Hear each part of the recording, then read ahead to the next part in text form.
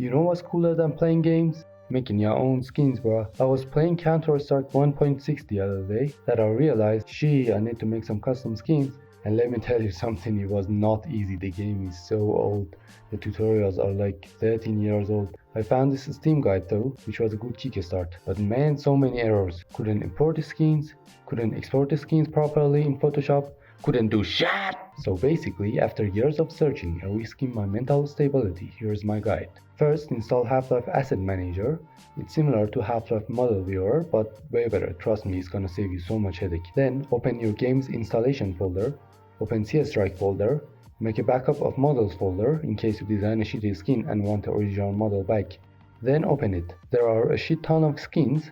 Those starting with P underscore are the items that you see in other players' hands. V is for the first person view, the one you see in your own hands while playing. And W is for the items that you see on the ground. If you're really dedicated, you gotta change them all, but most of the time only V is enough. So find the gun that you want and copy it to somewhere else. Now open it with Half-Life Asset Manager, and here you can change the behavior of model and textures and things like that. First of all, stop this annoying ass animation. Now from this menu, you can choose the arc ball. It may seem a little confusing, but don't you worry, I'll help you about it. Choose the scene tab, now click on ground, then show ground.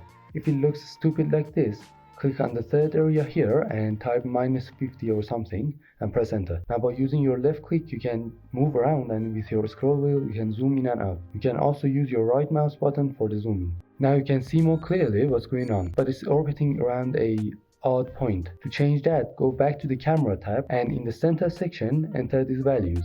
11, 6, -5, which equals 12. You may need to adjust these values according to your situation, but most of the time this gotta do the trick. To make your skins, go to the textures tab. Here you can see the different textures and export or import them. But click on export all textures, choose your location, and ta-da!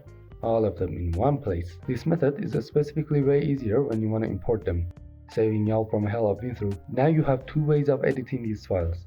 First way is that you open it in an app called Aseprite, which is primarily for pixel art. Now you can make your skin and change those index colors, then you can save it and you're done. But don't forget that if you've made new layers, they're not gonna be saved. Say goodbye. The second way is to open it in Photoshop, convert the color mode to RGB, do your shit, convert it back to the indexed mode, and then export it. Don't forget that in the export menu, the file must be 8-bit or less, otherwise you can use it for the damn model. Yeah, that's another hell I've been through. Now you may say, okay, what the fuck is index mode? You see, textures used to be very small in size back in the day to prevent lagging and minimizing the disk size.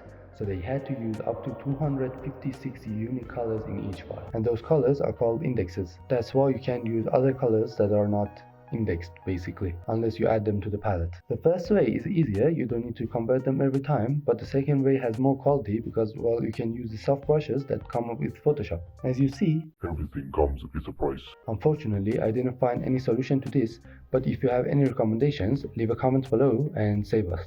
Please? I would also make a video about it once I found the solution. Now you've made your skins and you want to test them. The easiest way is that you head back to here, choose the import all textures button, and voila! Don't forget to save, otherwise you look stupid. Also, you can choose the view from here and you don't have to switch between the main tabs each time you make changes. By the way, if you want to have transparent skins, you can choose the additive mode or flag. The more the blackness, the more the transparency. It's really cool, not gonna lie. Don't forget to copy and paste this file back into the original models folder and replace it. Now you can play the game and die in a more aesthetic way.